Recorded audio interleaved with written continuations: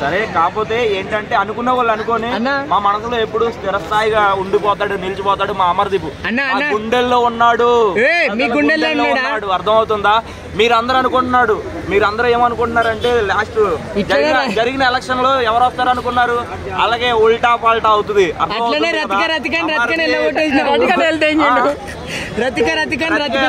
Bro మా అన్నున్నాడుగా, ఒకరు పోతే ఒకరు అంటావా అన్న? నేను ఒక్క మాట చెప్తాను, బయటికి వచ్చేది ఏం లేదు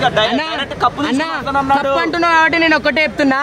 ఇదే ఫైనలిస్ట్ లో కూడా అమర్ వస్తాడు, ప్రశాంత్ వస్తాడు అంటే మధ్యలో పోయి అమ్మటి అర్జున్ వచ్చిండన్న ఫైనలిస్ట్ లా.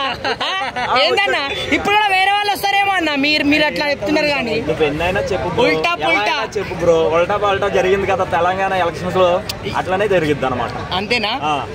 నీకు అమర్దీప్ వన్ పార్ట్ లో ఎందుకు గురించి ఇష్టం? Genuine person. మీరు అందరూ ఏంటంటే నెగిటివ్ గా చూపించేసి పలానోడు అది పలానోడు ఇది అని చూపిస్తున్నారు. కాకపోతే నటించడం రాదు కాబట్టి ఎలా ఉండాలో మనిషి అలానే ఉన్నాడు. నటించడం రాకూడదు ఎప్పుడు కూడా.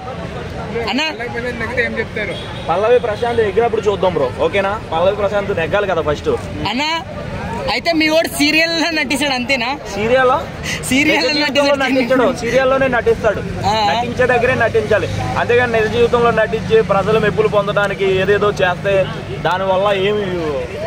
ఒక యాంకర్ గా నేను మీ అమర్దీప్ గురించి ఒక మంచి వాడు చెప్పాలన్నా. తప్పు చేసిన తర్వాత తప్పైందని ఒప్పుకుంటున్నాడు అన్న పాపం.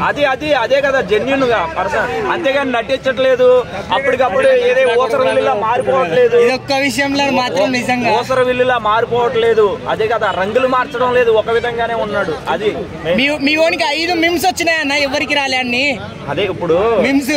ఇప్పుడు అమర్దీప్ ఆ ఫైనలిస్ట్ లో ఉన్నాడు కాబట్టి బిగ్ బాస్ ఆ లెవెల్లో ఉంది. అమర్దీప్ లేడనుకో బిగ్ బాస్ అంటే ఏంటో కూడా తెలీదు తెలుగు ఆడియన్స్. అవునా అన్న? అయితే ఇట్లనే రతికన్ అన్న అని అని అని అని అని చాలా విషయం పక్కన పెట్టి గెలుపు ఎవరిదని అడుగు. చెప్తున్నాను కదా, అమర్దీప్ రాజు పెట్టుకోండి. అమర్దీప్ ఫ్యాన్ గా ఒక డైలాగ్ చెప్పండి అన్న అమర్దీప్ గురించి.